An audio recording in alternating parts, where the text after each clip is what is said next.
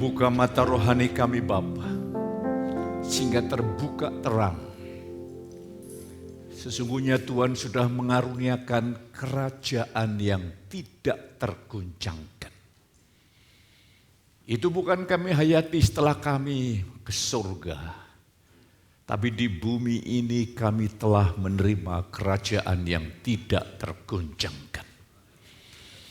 Tuhan, kami membutuhkan pemahaman rohani, pengertian rohani yang benar, supaya kami dapat menghayati sebuah kehidupan yang tidak tergoncangkan. Kami membutuhkan sebuah pewahyuan yang segar dan yang hidup, karena ini melampaui akal, pemikiran, pengertian kami. Singkapkan Bapa, berbicaralah kepada kami demi nama Tuhan Yesus kami berdoa. Haleluya, amin. Saya silakan duduk kembali. Shalom. Hari ini saya berikan sebuah tema hidup dalam kerajaan Allah saat ini. Ya. Bukan nanti setelah mati masuk surga, tapi saat ini.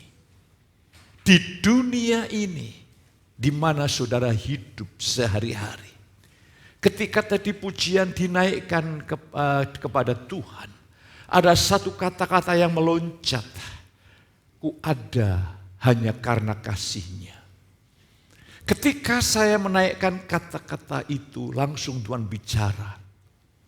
Apakah engkau percaya pengaturanku? Saya berkata, Tuhan, aku percaya. Pengaturan itu sempurna. Sebetulnya Tuhan ingin berbicara setiap saat kepada saudara dan saya. Sesuai yang kita butuhkan. Dibutuhkan kerendahan hati yang penuh saudara untuk menikmati anugerah demi anugerah yang luar biasa. Lah bagaimana saudara menjalani hidup yang tidak tergoncangkan dalam dunia ini? Mari kita buka Ibrani pasal 12 ayat 28. Setelah saudara menemukan atau saudara membaca di LED, kita akan baca bersama-sama. Ini kalimat yang luar biasa. 2, 3. Jadi karena kita menerima kerajaan yang tidak tergoncangkan, marilah kita mengucap syukur dan beribadah kepada Allah menurut cara yang berkenan kepadanya dengan hormat dan takut.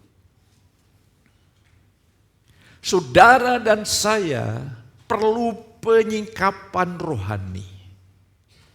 Saudara telah menerima kerajaan yang tidak tergoncangkan. Dan sebagai bentuk ucapan syukur, saudara dapat beribadah dengan cara yang berkenan kepadanya. Mari saudaraku, kehidupan yang lahiriah ini ekspresi dari apa yang terjadi dalam batin kita. Ketika operasi kerajaan Allah bekerja dengan kuat, maka hidup fisik saudara, lahiriah saudara menjadi inspirasi, menjadi berkat bagi orang lain. Pertanyaan yang dijawab sederhana. Apakah ibadahmu sudah memberi inspirasi bagi orang lain? Sikap pengagungan, pengabdian ibadah kita. Ini yang kecil, bukan yang besar-besar dulu. Sudah menjadi inspirasi bagi orang lain? Ataukah kualitas ibadah kita sudah mulai menurun? Tuhan menolong saudara. Tuhan menolong saudara. Dan hari ini saya ingin mengajak apa rahasia kerajaan Allah. Mengapa seringkali banyak anak-anak Tuhan hidup terguncangkan. Dan memang Tuhan akan mengguncangkan. Kalau saudara baca ayat yang ke-27. Segala sesuatu akan diguncangkan. Supaya tinggal yang tidak terguncangkan. Hari ini mari saya ingin mengajak saudara sebagai umat Allah. Saudara ini orang yang sudah keberkatan luar biasa. Sudah diberkati secara luar biasa. Cuma kita ini belum bisa menangkap. Bahwa kita telah menerima kerajaan yang tidak terguncangkan. Tapi seringkali fakta hidup kita menjadi umat yang mudah diguncangkan. mudah dikalahkan, mudah ditaklukkan. Musuh saudara bukan orang lain. Ya. Tuhan mengajarkan apa? Kasihilah musuhmu. Musuh saudara dan saya itu di dalam diri kita. Saya mendengar di sebuah institusi perguruan tinggi tertentu, ada seorang dosen yang sebenarnya cukup berbakat. Dia harus tinggalkan itu dunia mengajarnya hanya karena dia sakit hati dengan pimpinan. Dan saya bilang kepada orang yang bilang sama saya bilang begini, orang itu tidak bisa mengalahkan dirinya. Musuh saudara bukan orang di luar, ini dari dalam. Lah nanti ketika saudara mengerti rahasia kerajaan Allah, saudara punya kemampuan untuk menaklukkan musuh yang dari dalam. Saudara tidak perlu tunduk dan mentaati musuh yang dari dalam hidup kita. Lah mari saya ingin ajak saudara, saya lihat ini dosen ini kehilangan kesempatan, kehilangan momentum, kehilangan banyak perkara. Ya. Maka pastikan hari ini musuh yang terbesar bukan orang lain. Kalau di dalam kegerejaan bukan pemimpin saudara. Musuh yang terbesar ada di dalam batin kita. Diri kita yang lama. Pertanyaannya mengapa demikian? Mengapa kita yang sudah menerima kerajaan yang tidak tergoncangkan, kok mudah tergoncangkan? Mudah kecewa. Mudah untuk mengekspresikan diri dalam wujud kemerosotan rohani. Mengapa saudara tidak makin menyatakan kemuliaan, kebesaran, kedahsyatan Tuhan? Mengapa itu terjadi? Saya akui saudara dan saya punya musuh. Pertama adalah kedagingan, keakuan, keegoisan kita. Yang kedua dunia dan dosa. Ini perlu saudara ketahui. Jadi proses yang Tuhan kerjakan, keselamatan yang Tuhan kerjakan itu ada dimensinya. Pertama, dia bebaskan kita dari dosa lebih dahulu. Dengan kematian, penebusan, kematian dari kayu salib. Setelah itu Tuhan hadir dalam hidup saudara, Tuhan melakukan bentuk proses pengudusan, pengkhususan. Saudara dan saya makin mengkhususkan diri hidup bagi kemuliaan Dia, menyenangkan Dia, mentaati Dia. Dan selanjutnya yang ketiga adalah Tuhan bekerja lewat kita. Kemuliaannya, kuasanya, mujizatnya bekerja lewat kita. Lah hari-hari ini Tuhan sedang membentuk dalam proses sanctification, pengudusan. Roh Kudus ingin mengkhususkan saudara betul-betul hidup bagi kemuliaan Tuhan, beribadah di dalam takut dan gentar. Dalam terjemahan dalam terjemahan yang lain dikatakan supaya kamu mengucap syukur, melayani dengan hormat dan takut akan Tuhan. Sebagai ucapan syukur yang mendalam. Lah mengapa? Karena ternyata jawabannya sederhana. Jawabannya bukan di luar. Jawabannya ada di dalam kita. Karena kita tidak hidup dalam kerajaannya, yaitu hidup yang bergantung kepada Kristus. Tapi kita hidup dalam kerajaan kita sendiri, hidup berdasarkan diri, kemampuan diri. Ini perkara yang serius. Ini perkara yang serius. Musuh yang besar yang selalu muncul menghalangi pekerjaan Tuhan yaitu ego.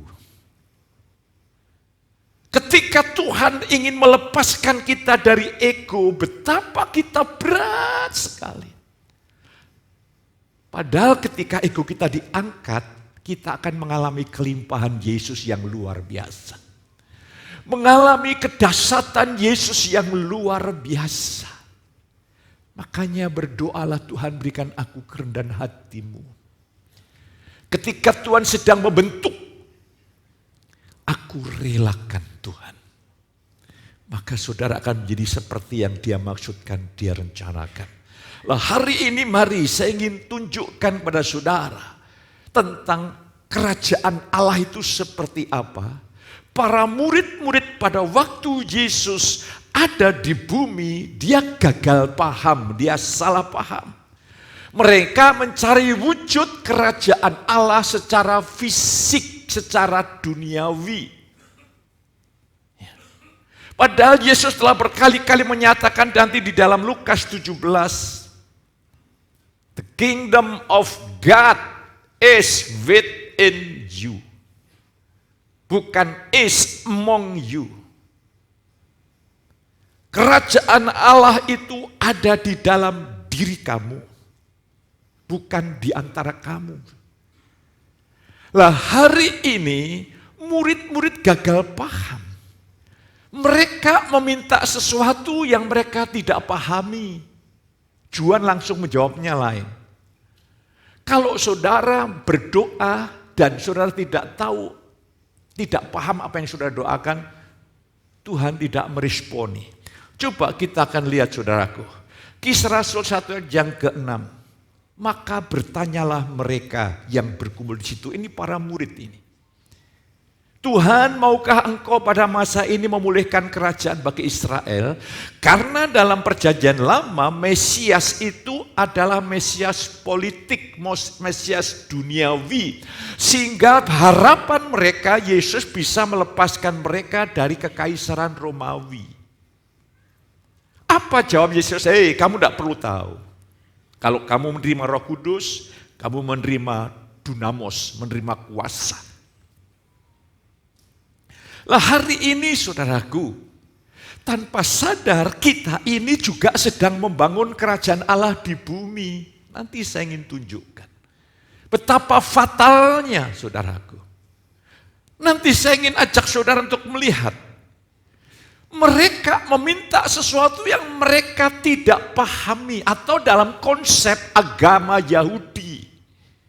Bukan dalam konsep perjanjian baru kasih karunia. Lah saudara kekasih, inilah masalah yang terjadi pada murid-murid 2000 tahun yang lalu. Sekarang pun masalahnya sama, hampir mirip. Saudaraku, kita seringkali mengharapkan Yesus sebagai Mesias secara politik. Kita pun mengharapkan Yesus menjadi pembebas duniawi. Sehingga dunia ini pemahaman dunia ini, hidup kita ini penuh damai, ketenangan, tidak ada masalah, tidak ada penderitaan. Ini adalah mengharapkan Yesus menjadi juru selamat duniawi. Dan banyak orang tua yang mendidik anak tidak memasukin realita bahwa dunia ini ada dosa, dunia ini ada tantangan, dunia ini ada cobaan. Sehingga seolah-olah kita didik anak-anak kita ini, kita proteksi sedemikian rupa supaya tidak mengalami proses kehidupan. Saya melihat orang tua yang terlalu protektif dengan anaknya lumpuh secara psikologis. Hidup ini dunia ini bukan memanjakan kita. Dunia yang mencoba sudah menyalibkan Yesus, ingin menyalibkan kita juga. Kita ingin suasana damai, suasana yang kelihatannya tidak ada masalah. Begitu ada masalah sedikit goncang karena kita tidak mengerti. Kita sedang membangun kerajaan Allah secara fisik. Ya. Saudara kekasih, mari saya ingin tunjukkan kepada saudara. Jangan mengharapkan kerajaannya itu di bumi, dalam hidup keluarga kita. Makanya saudara sebagai orang tua, perlengkapi anak-anak saudara secara rohani yang mantap. Ketika masih remaja kaum muda, dorong antar mereka untuk ikut ibadah. Dunia ini bukan dunia yang memanjakan. Dunia ini kejam. Di balik peristiwa dunia kemarin sudah disampaikan, Wahyu 12. Ada peperangan yang dahsyat di mana naga merah padam berkepala 7 bertanduk 10 ini marah dan mencoba melawan gereja Tuhan. Dan iblis itu bisa menggerakkan politisi-politisi duniawi, pemimpin-pemimpin dunia, sehingga mempengaruhi satu pemerintahan yang membenci total kekristenan. Itu bisa iblis lakukan.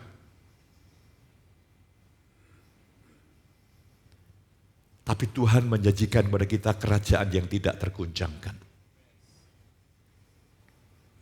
Kerajaan, hidup dalam kerajaan Allah sekarang ini bicara masalah rohani. Kerajaan Allah itu bukan yang bentuk fisik. Ya. Lebih baik kita tidak damai, kita sedikit ada konflik, kalau itu dalam proses ilahi untuk masuk dimensi ilahi, daripada damai dalam konsep manusiawi kita. Damai menurut yang kita inginkan itu namanya damai palsu, bukan damai yang sejati. Betapa banyak orang-orang tua yang memanjakan anak-anaknya. Begitu anak-anak besar, anak-anak melihat realita hidup, loh kok ternyata hidup ini tidak seperti yang orang tuaku bayangkan, orang tuaku siapkan. Maka kaget anak-anak kita. Hari ini saya ingin tunjukkan pada saudara, Tuhan berjanji kita telah menerima kerajaan yang tidak tergoncangkan. Dan segala sesuatu di dunia ini akan digoncangkan. Mari, apa itu kerajaan Allah? Saya mengutip saudaraku, dari beberapa ayat ini saya ingin ajak dulu di dalam Lukas 17 ayat 21. Juga orang tidak dapat mengatakan, lihat, ia ada di sana atau ia ada di sini atau di sana. Sebab sesungguhnya the kingdom of God is within you. Kerajaan Allah itu ada di dalam diri kamu. Katakan amin. Jadi jangan mencari yang wujud fisik. Nanti kalau Yesus datang kedua kali, memang secara fisik dia jadi raja yang real. Tapi sekarang ini walaupun tidak kelihatan, dia real juga. Lah hari ini penting untuk kita lihat, saudara kekasih. Lukas pasal 17, 21, kerajaan Allah itu ada di dalam diri kamu. Di luar diri kita ini kerajaan dunia, di mana si jahat berkuasa.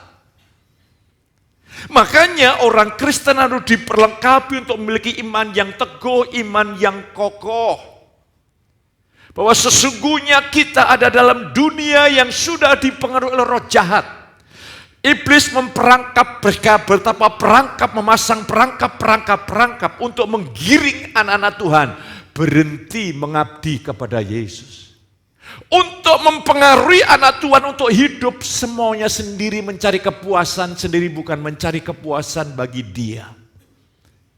Betapa iblis bekerja ingin memerosotkan rohani kita, sehingga hidup kita tidak menjadi kesaksian. Kayak Paulus berkata Timotius, hendaklah kemajuanmu dilihat oleh banyak orang. Tapi kalau tanpa sadar, banyak orang melihat penurunan rohani, kemerosotan rohani kita.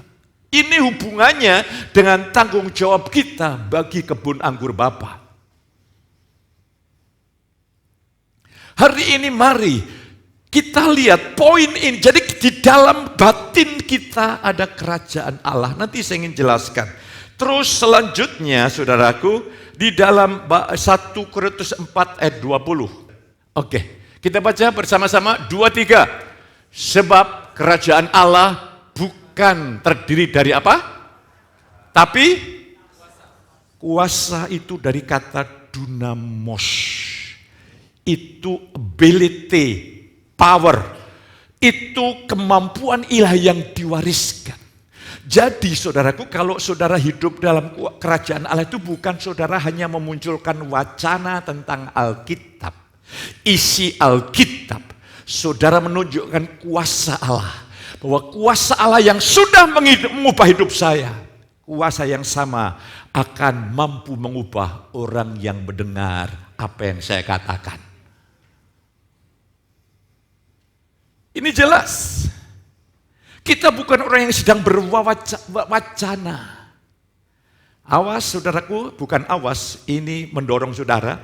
Kalau diskusi dalam mesbah keluarga, itu dalam care group, engkau sedang memunculkan kuasa. Kata-katamu punya kuasa. Ketika minggu kemarin saya bilang sama istri saya ke Demak, wah saya nanti sampai sana agak sore ini. Saya ngomong begitu. Apa yang terjadi? Saya berangkat dari Kudus, ya selesai ibadah. Macet sana. Lewat Walahan ke Demak macet total. Aduh saya berdoa begini, ada kesempatan saya belok lagi lewat Pedung di sana. Betul-betul siang agak sore. Hati-hati dengan apa yang kau ucapkan. Hati-hati. Ciptakan hal-hal yang besar bagi anak cucumu.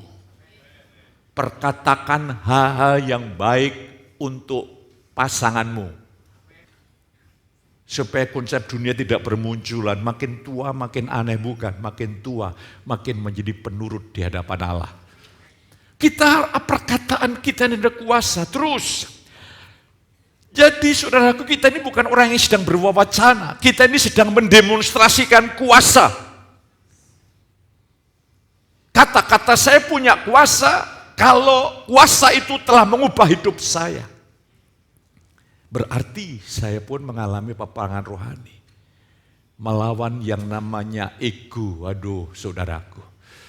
Melawan yang namanya ego, saya baru tahu rahasianya. Ego tidak bisa diatasi dengan usaha diri. Ego hanya bisa diatasi oleh Kristus yang di dalam kita. Kemarin waktu saya bicara sama anak-anak remaja muda dalam acara retreat, ya, saya minta maju ke depan Kevin. Kevin maju ke depan, oke. Kamu tidak bisa ngangkat kuat 25 kg, kuat enggak? Enggak. Lah, Om Petrus ada bersama kamu dan mendampingimu, siap menolong. Lah kamu disuruh ngangkat barang 25 kg, tapi kamu enggak kuat. Apa yang kamu lakukan? Akhirnya menangkap. Saya minta tolong Om Petrus. Kalau manusiamu tidak bisa mengatasi daging ego, minta tolonglah Tuhan di dalam saudara. Maka dia akan menyelesaikan ego saudara itu. Sehingga yang muncul Kristus. Yang muncul kemuliaan Tuhan, kerendahan hati Tuhan. Ya. Hikmat Tuhan luar biasa. Terus, Roma 14 ayat 17, kita baca 2-3. Sebab kerajaan Allah bukanlah soal makanan dan minuman, tetapi kebenaran, damai sejahtera, dan kebenaran itu adalah kebenaran yang dianugerahkan. Namanya kasih karunia. Ini kerajaan Allah itu ketika saudara hidup dalam kerajaan Allah yang tidak tergoncangkan, batinmu penuh sukacita, batinmu penuh anugerah, batinmu penuh kasih karunia Allah. Paulus berkata, bahasanya sama, tapi dalam konteks yang berbeda. Aku telah disalibkan, namun bukan aku lagi yang hidup melainkan Kristus. Tapi 1 Korintus 15 ayat 10, aku bekerja lebih keras dari mereka. Bukannya aku, melainkan kasih karunia yang menyertai aku. Jadi kasih karunia bicara masalah Kristus hadir, memberi kekuatan supranatural kepada kita. Mungkin sudah berkata, Pak Petrus, aku bosan dengar khotbah tentang Kristus di dalammu. Ini bukan masalah bosan atau tidak. Ini bicara masalah paham atau tidak. Oh, saya sudah paham Pak Kristus di dalam hidup saya cek lagi. Kalau engkau paham dan engkau mengalami realita Kristus, kedaginganmu mulai lenyap. Kalau kedagingan ego kita masih kuat, berarti engkau hanya mengerti konsep, tidak mengenal hidup yang real di dalam batin kita. Lah hari ini saudara kasih, itu bukan kau dapatkan di gereja, di rumah. Atmosfer batinmu penuh dengan kasih karunia. Engkau memahami orang yang dikasihi Tuhan, penuh sukacita, penuh damai sejahtera, sampai berlimpah-limpah dan meluapi orang lain. Inilah kehidupan yang real. Inilah kehidupan dalam kerajaan Allah. Makanya Paulus dalam Galatia 5 katakan, kalau orang hidup menurut daging, buahnya begini, kenajisan, kekotoran, maka mereka tidak mendapat bagian dalam kerajaan Allah. Mengapa? Bagian dalam kerajaan Allah, kemampuan ilahi, sukacita, damai sejahtera ilahi. Tidak mengalami kuasa, tidak mengalami. Karena apa? Hidup bergantung diri sendiri. Jadi musuh kita bukan orang di luar kita. Ya, saudara yang kerja di birokrasi, jangan ada di antara saudara yang punya kepahitan kepada pemimpin saudara. Kasihi dan doakan mereka. Itu perintah Tuhan. Supaya apa? Supaya saudara betul-betul mengalami operasi kasih karunia yang luar biasa. Ini berkat yang luar biasa, jadi saya ingin ajak kita akan lihat kembali.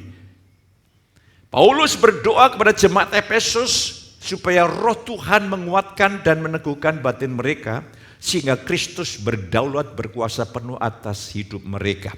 Coba saya ingin baca saudaraku, Efesus 3:16-17. Aku berdoa supaya ia menurut kekayaan kemuliaannya menguatkan dan meneguhkan kamu oleh rohnya di dalam batinmu, sehingga oleh imanmu Kristus diam di dalam batinmu dan kamu berakar serta berdasar dalam kasih. Wah, berarti Kristus belum di dalam kita.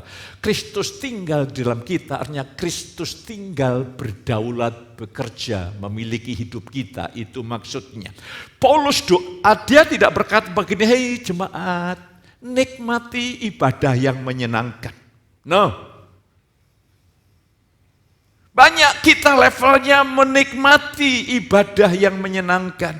Tanpa sadar kita memupuk ego kita. Perasaan yang nyaman, yang kau nikmati dalam ibadah itu keluar gereja hilang. Karena itu emosional itu di dalam kemanusiaan kita. Tapi Paulus ingin rohmu dikuatkan. Rohmu diteguhkan. Sehingga engkau bisa melawan musuh dari dalam kedaginganmu, dosa dunia ini. Di dalam 1 Yohanes 5 ayat yang keempat, iman itu mengalahkan dunia. Dalam terjemahan lain, mengalahkan kejahatan dan dosa dunia ini. Makanya saudaraku, ingat saudara harus mengalami realita Kristus sehari-hari.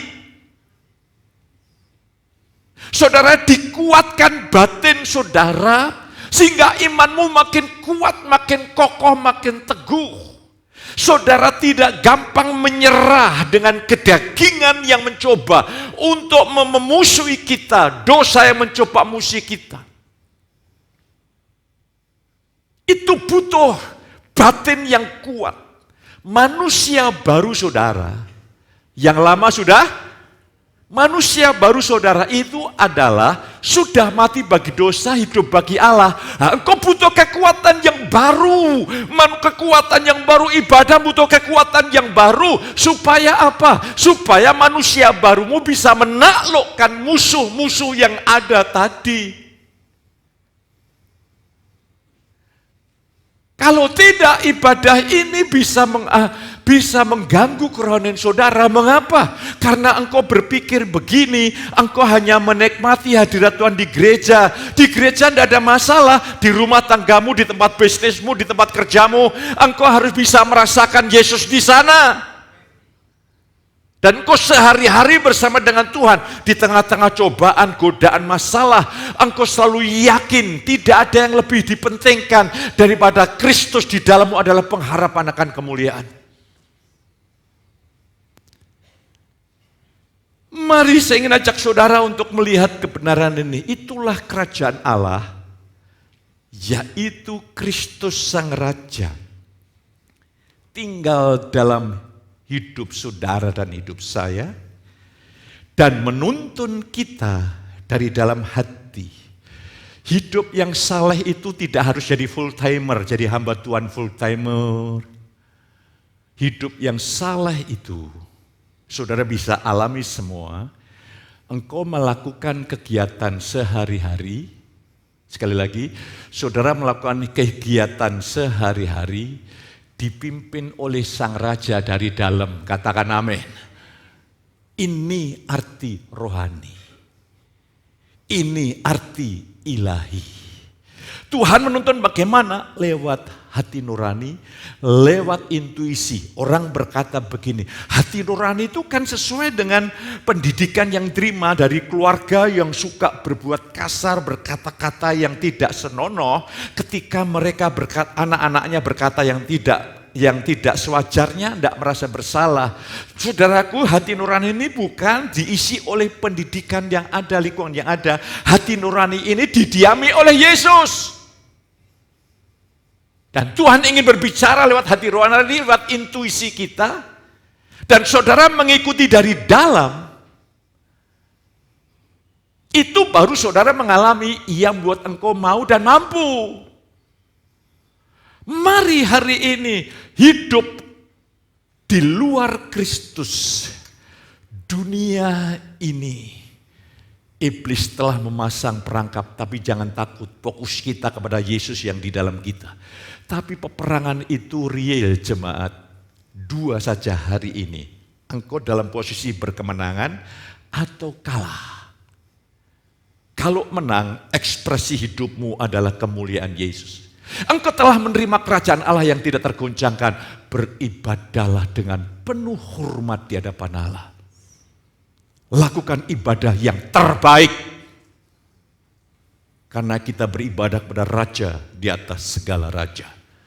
Mari saya ingin ajak saudara untuk melihat kebenaran ini. Inilah inti daripada Injil, Kristus di dalammu, ya. Bukan di tengah-tengah kamu, tapi Christ in you, the hope of glory, pengharapan akan kemuliaan. Jadi tidak ada yang lebih dipentingkan lagi kecuali Yesus di dalam saudara. Itulah sumber kemenangan, sumber kebahagiaan.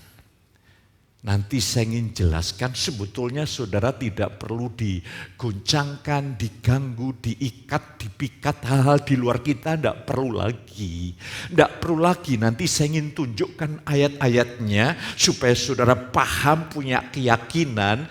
Kalau tidak, nanti gereja itu pemahamannya setiap minggu dipulihkan terus. Minggu depan dipulihkan lagi dari kekecewaan. Minggu depan dipulihkan dari dosa. Minggu depan dipulihkan dari perasaan yang tidak nyaman. Lah bagaimana engkau meyakinkan kepada dunia ini bahwa Yesus adalah Raja di atas segala raja? Kalau kita sendiri dipulihkan, hari ini engkau tidak perlu dipulihkan. Di dalam Yesus engkau tidak kekurangan sesuatu pun yang baik. Mari tolong buka Alkitab lagi. Kolose 2 ayat 10, ya. Iya, Kolose 2 ayat 10 kita lihat. Dan kamu telah dipenuhi di dalam Dia. Dialah kepala semua pemerintah dan penguasa. Berarti Kristus dengan segala kuasanya, kemuliaannya, kepenuhannya tinggal dalam hidupmu. Dia tidak 3/4, 100%. Amin. Tapi baca Efesus 3 ayat 19. Dan dapat mengenal kasih itu sekalipun ia melampaui segala pengetahuan. Aku berdoa supaya apa? Kamu dipenuhi. Tadi Kolose 2 ayat 10 kamu sudah dipenuhi. Di sini kamu dipenuhi supaya kamu dipenuhi. Ini kan kayak paradok. Ini kayak berlawanan. Tidak. Kristus dalam segala kepenuhannya ada di dalam hidupmu. Ini maksudnya hadirat Allah di dalammu itu memiliki jiwamu, pemikiranmu, perasaanmu, keinginanmu, hasrat hatimu, tubuhmu dimiliki oleh Tuhan sehingga engkau menyerahkan anggota tubuh bagi Kristus yang dimaksud begini. Satu sisi keberadaan Yesus di dalam kita sepenuhnya, sisi yang lain Dia memiliki hidup kita sepenuhnya. Sehingga saudara menjalani hidup yang lahiriah ini dalam dunia kerja, dari marketplace, di keluarga, engkau dipimpin oleh Kristus dari dalam hatimu. Ini hidup dalam kerajaan Allah itu seperti itu. Kalau saudara tidak seperti ini, engkau akan tergoncang karena Tuhan ingin goncangkan segala perkara. Tuhan ingin goncangkan segala perkara. Hanya ketika engkau hidup seperti ini tadi, engkau tidak tergoncangkan. Ketika saudara memahami, kembali ke LED, Saya ingin mengajak, mari jadilah orang Kristen yang serius. Tiba saatnya saudara jangan bermain-main dengan hidup ini. Tuhan ingin saudara menjadi berkat di dalam kebun anggur Bapa. Kalau saudara sengaja untuk menunjukkan diri, memberontak kepada Tuhan, engkau dipikir Tuhan tidak berguna bagi pertumbuhan Kristus. Jangan harap kalau engkau mati sebelum waktunya. Tapi ketika engkau hidup menjadi inspirasi bagi orang lain, dipelihara, diberi umur yang panjang. Saya tidak menakut-nakuti. Karena Tuhan tidak serius dengan dunia, Tuhan serius dengan gerejanya. Kalau ada yang menyesatkan kamu, batu kilangan dikasihkan, dimasukkan ke dalam laut. Ini keseriusan Tuhan dengan gerejanya. Tapi percayalah, Tuhan menjadi jawaban saudara hari ini. Jangan saudara melihat diri, kekuatan, usaha diri, jangan. Berserahlah Tuhan, aku tidak bisa. Ketika saudara sadar tidak bisa, engkau mulai minta tolong Tuhan. Ketika engkau minta tolong Tuhan, itu iman, Tuhan pasti bekerja. Ketika dia bekerja, tidak ada perkara yang mustahil. Jadi tandanya, saudara mengalami perubahan karena saudara mengandalkan Tuhan. Buah roh makin nampak. Jadi saudaraku yang kasih, saudara yang ingin menguasai diri, jangan saudara ingin mencoba menguasai diri dengan cara-cara dunia kebatinan, dunia timur. Penguasaan diri itu buah roh, buah pekerjaan roh. Kalau engkau mempercayakan Kristus bekerja kuat di dalam hidupmu, buahnya menguasai diri. Gitu. Tapi kalau saudara mengandalkan diri, buahnya kedagingan. Hanya begitu saja, secara sederhana. Jadi pagi hari ini, mari saya ingin mengajak saudara untuk melihat sebuah anugerah yang luar biasa. Ya, next. Lagi, menurut umat Israel, rumah Allah adalah bait Allah. Mari kita konsep kita ini kalau salah bahaya sekali. Ya, itulah sebabnya Daud berkata, aku bersukacita ketika dikatakan orang kepadaku, mari kita pergi ke rumah Tuhan. Aku bersukacita ketika dikatakan orang kepadaku, mari kita pergi ke rumah Tuhan. Ini konsep Israel. Dia pergi ke rumah Tuhan. Kembali 2 kali ya supaya saudara bisa mendengar iya. Jadi menurut konsep perjanjian lama, Daud pergi ke Gunung Sion, itu ada di Yerusalem. Bait Allah itu, rumah Allah itu di bait Allah di Yerusalem. Mereka pergi. Jangan menyanyikan dari kitab Mazmur tanpa kita ubah lewat konsep perjanjian baru. Nanti bahayanya saudara mencampur adukkan. Kita ini sudah menikah dengan Yesus, kita masih menikah dengan hukum Taurat. Itu persinahan rohani bahaya. Ini serius, saya lagu kemarin. Roh tercurah dari surga bumi bersukacita. Tapi Pak saya senang, itu emosi. Roh Tuhan bukan tercurah dari surga. Dari dalam hatimu yang percaya akan mengalir aliran-aliran sungai kehidupan. Katakan amin. Semua mengalir dari dalam hati. Jadi poin ini penting. Banyak anak-anak Tuhan memahami perjanjian baru dari konsep perjanjian lama. Saudara dan saya tidak bisa pergi ke rumah Tuhan. Saudara itulah bait Allah. Sehingga nanti kalau pulang saudara makan, saudara suami istri anak-anak, gereja ada di rumah makan. Suami istri tidur di ranjang, gereja ada di ranjang bersama Tuhan. 2-3 orang berkumpul dalam namaku, aku ada di tengah-tengah mereka. Sudah tahu apa yang dimaksud? Tuhan ada di sini karena Tuhan ada dalam hatiku dan hatimu. Engkau pulang dari gereja, Tuhan bersama dengan saudara. Ini sadari, saudara di tengah-tengah dunia kerja, di tengah-tengah marketplace, di tengah-tengah perjalanan hidup ini, engkau harus tahu Tuhan di dalam hidupmu itu yakin, dan Tuhan ingin membimbing saudara dari dalam hatimu. Inilah hidup dalam kerajaan Allah saat ini, bukan yang lain-lain. Makanya saudaraku jangan dengar setiap pengajaran yang tidak berfokuskan Kristus. Saudara nanti campur aduk, bingung lagi. Ya. bingung lagi. Ada orang yang rohani kelihatannya begini. Saya ibadah ini merasakan hadirat Allah. Saudara tidak bisa membedakan antara realita dan emosi. Engkau di rumah dalam keadaan yang paling sulit. Di sana Yesus bersama dengan saudara. Yesus dalam kepenuhannya, Yesus dalam hadiratnya bersama dengan saudara. Karena apa? Ini supaya saudara sehari-hari tahu bahwa hidup yang rohani, hidup yang saleh itu, engkau hidup dalam kerajaan Allah dan Sang Raja itu menuntun saudara dari dalam. Dan inilah hidup yang tidak tergoncangkan tuh seperti ini. Next. Tidak ada yang lebih ditekankan lagi. Bahwa Kristus di dalam saudara adalah segala-galanya. Katakan amin. Katakan, di luar aku kamu tidak dapat berbuat apa-apa. Bahkan di dalam Roma pasal 8, Roh Allah membebaskan aku dari hukum dosa dan hukum maut. Saudara tidak nangkep. Hukum dosa itu adalah kuasa dosa, hukum maut adalah titik lemah yang paling tinggi. Berarti saudara ini dikuasai manusiawi saudara, dikuasai titik kelemahan yang paling tinggi. Engkau tidak bisa mengubah hidupmu sendiri di hadapan Allah. Engkau tidak bisa berusaha lebih baik. Engkau tidak bisa berkata, sekarang saya seenaknya sendiri, nanti tahun depan saya berubah. Ini tidak bisa. Daging itu cenderungnya manusiawi kita ini suka memberontak Allah, suka menghalangi Allah, suka melawan kehendak Allah. Bahkan suka melawan pemimpin rohani. Ini perlu disalibkan. Dan saudara bergantung kepada Sang Kristus. Jadi saudaraku tidak boleh mengandalkan ajaran filsafat.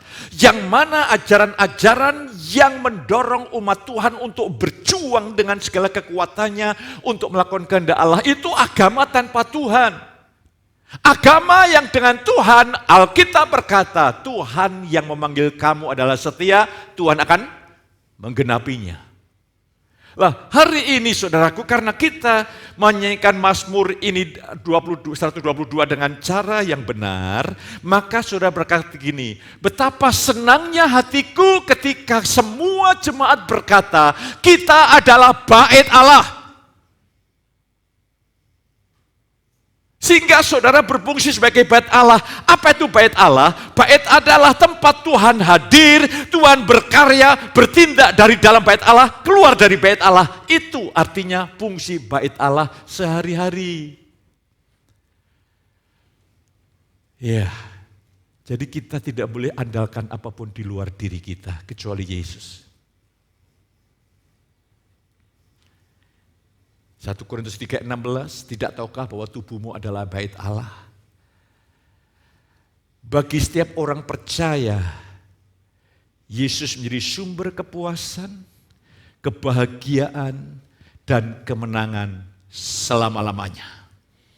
Dia di dalam kita akan terus-menerus mengalir sampai kehidupan yang kekal.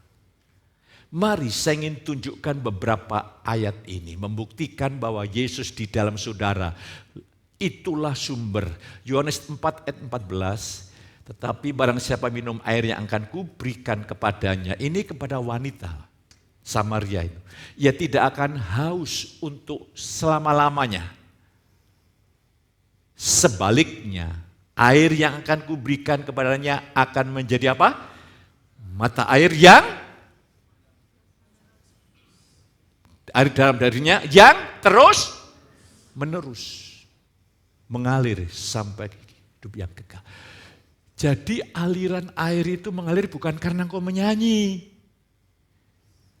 Aliran air itu mengalir kalau engkau percaya. Lah kalau engkau tidak percaya kepada janji ini, ya Tuhan terduka citakan.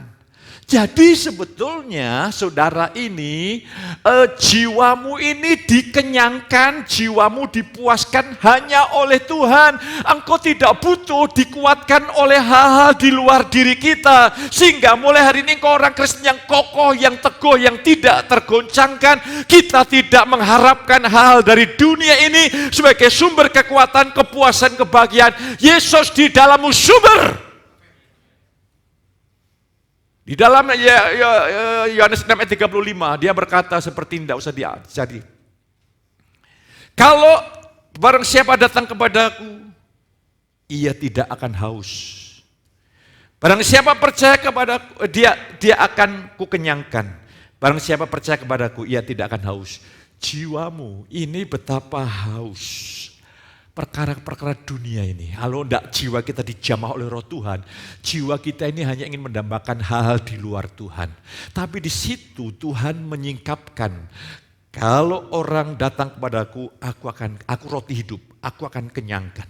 Barang siapa percaya kepadaku, ia tidak akan haus. Di sini ada jaminan engkau tidak akan haus untuk selama-lamanya. Sehingga hari ini dengan iman percayalah, jiwamu kenyang. Jiwamu puas, tidak karena dunia ini, karena Kristus.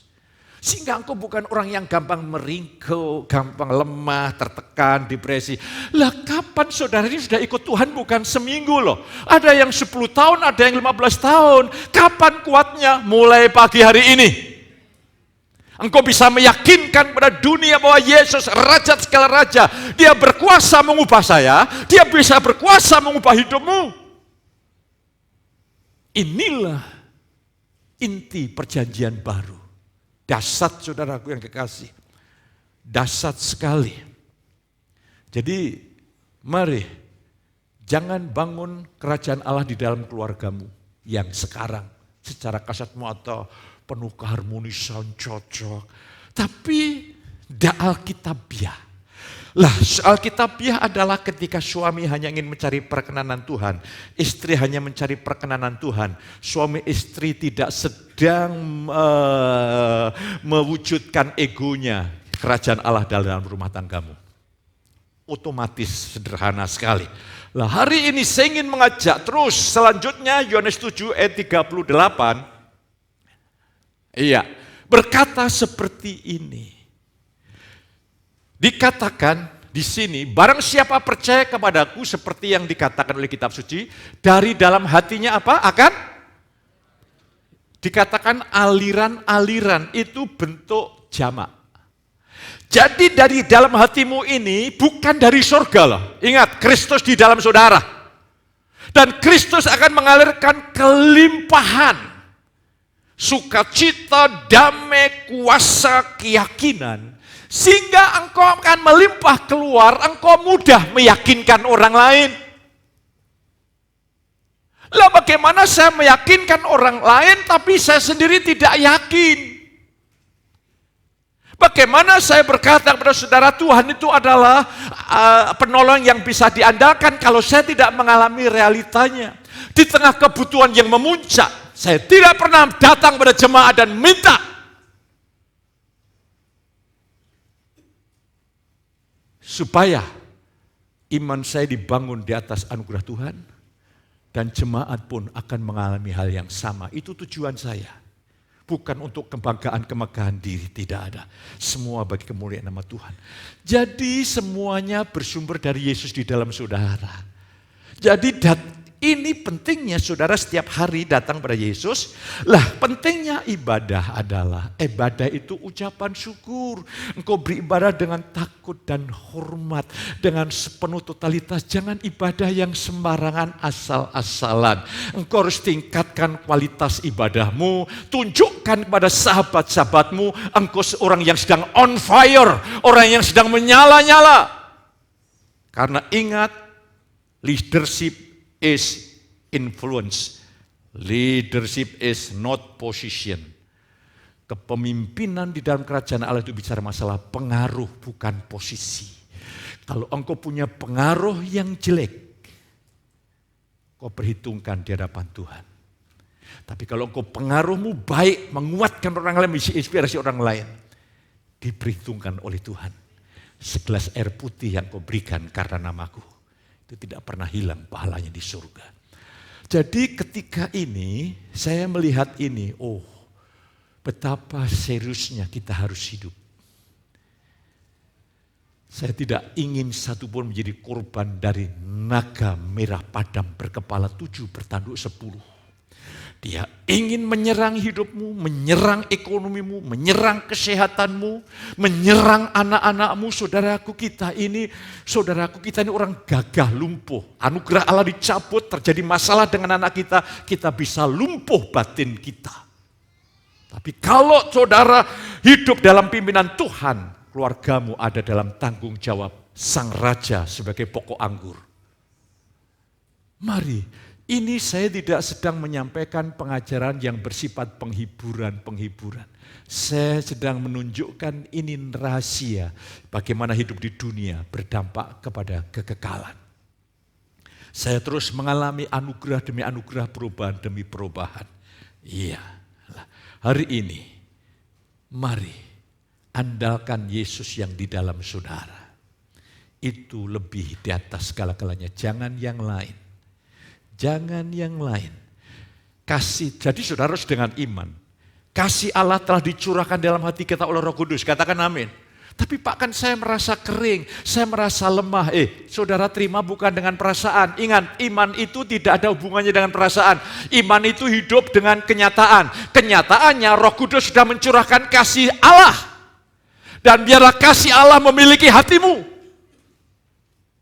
Saya mulai sadar, saya tidak boleh mencintai apapun dan siapapun. Sebab apa yang saya cintai di dunia ini, itu mengikat hati saya. Saya harus mencintai dia, biar dia kasihnya mengikat hati saya. Baru saya diberikan kemerdekaan untuk menjalani hidup.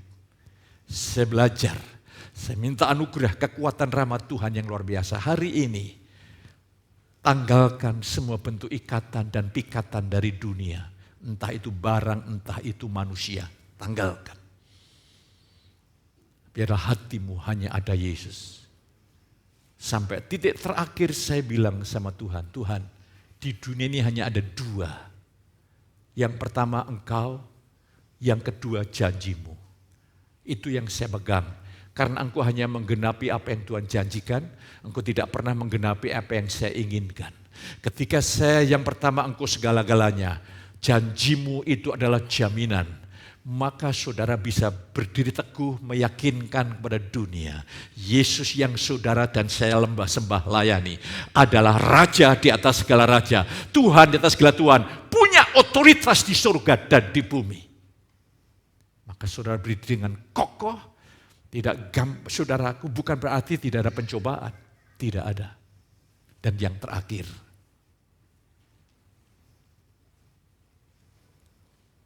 kulah pokok anggur, kamulah ranting-rantingnya. Ini saya pahami kira-kira seminggu yang lalu. Di luar aku kamu tidak dapat berbuat apa-apa. Semakin kau bertumbuh dalam kasih karunia, semakin kau sadar akan kelemahanmu. Kesalahan fatal anak Tuhan, aku mencoba menyingkirkan kelemahanmu dengan kekuatan diri. Kelemahanmu selama-lamanya kelemahanmu. Engkau harus sadar ketika kau bergantung diri sendiri, engkau ada dalam hukum maut, titik terendah dari kelemahan. Tetapi engkau yang sangat amat lemah, di dalammu ada Yesus yang kuat. Jadi saya tidak perlu golak melawan kelemahan-kelemahan saya. Memang itu selamanya lemah. Tapi di balik titik kelemahan itu ada Yesus yang kuat. Ketika saya sadar saya lemah, saya tidak mengandalkan diri. Saya minta tolong Tuhan.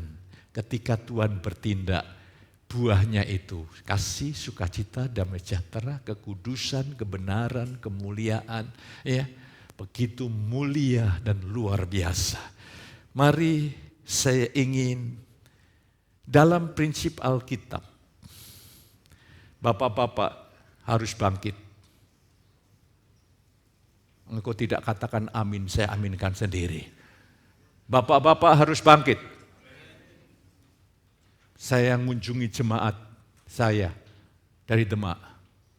ada gejala stroke karena ada pembuluh darah di otak yang tersumbat. Kalau laki-laki kepala dari wanita dan keluarga, kepala keluarga, kalau kepalanya tersumbat oleh dosa, lumpuhlah seluruh anggota keluarga. Like father, like son. Bapak-bapak yang rendah hati di hadapan Allah, engkau akan melahirkan anak-anak yang rendah hati di hadapan Tuhan. Bapak-bapak engkau yang bergantung kepada Tuhan, melahirkan anak-anak yang bergantung kepada Tuhan. Tetapi sebaliknya aspek negatifnya, bapak-bapak yang memuaskan ego, bapak-bapak yang selalu menonjolkan ego, engkau akan melahirkan anak-anak seperti itu. Mari kita merendahkan hati. Toh saya sampaikan begini pun engkau tidak bisa mengubah hidupmu, tapi Tuhan bisa. Engkau tidak sanggup, tapi Tuhan sanggup. Mari rendahkanlah hatimu sungguh-sungguh. Saya melihat beberapa saudara sedang mengalami ujian egoistik ini, sedang disalibkan. Kau tidak mau, kau bergumul dengan Tuhan. Tuhan ingin melepaskan ego kita supaya diganti dengan roh putranya. Tapi engkau tidak mau. Tuhan, aku ingin anak roh putra Allahku singkirkan biar aku hidup dengan kemauanku dan keinginanku. Saya tidak ingin hal itu, saudara. Engkau menderita. Engkau menderita bukan saudara. Penderitaanmu berdampak bagi orang lain. Mari waspada, hati-hati, berjagalah. Karena kita sedang ada dalam peperangan. Tapi bagi engkau yang berjalan dalam sistem kerajaan Allah, peperangan yang terjadi hanya untuk menguatkan iman. Hanya untuk melatih iman saya. Hanya untuk mengokohkan iman saya. Hanya ingin meneguhkan iman saya lewat penderitaan-penderitaan yang ada. Tuhan menolong, Tuhan memberkati. Mari kita mau datang kepada Dia dengan penuh ucapan syukur kepadanya hari ini. Sebagaimana seorang bapak mengasihi anak, demikian Allah mengasihi saudara. Ia memperlengkapi saudara, Ia membentuk saudara untuk menjadi alat bagi kemuliaan nama Tuhan. Situasi, keadaan, pengalaman batiniah saudara tidak lepas dari karya anugerahnya. Terimalah dengan pengucapan syukur. Dan kau pulang dengan satu keyakinan, Tuhan cukup bagiku. Angkat tangan saudara, pulanglah. Dan kau akan menjadi pahlawan-pahlawan iman bagi pokok kebun anggurnya. Engkau menjadi alat yang ajaib di tangan Tuhan. Hidupmu menjadi inspirasi membangkitkan banyak orang. Pulanglah penuh dengan sukacita di dalam berkat Bapa, kasih sayang Tuhan Yesus, lewat persekutuan yang kudus, menyertai saudara ini pagi sampai selama-lamanya. Yang diberkati katakan sama saya,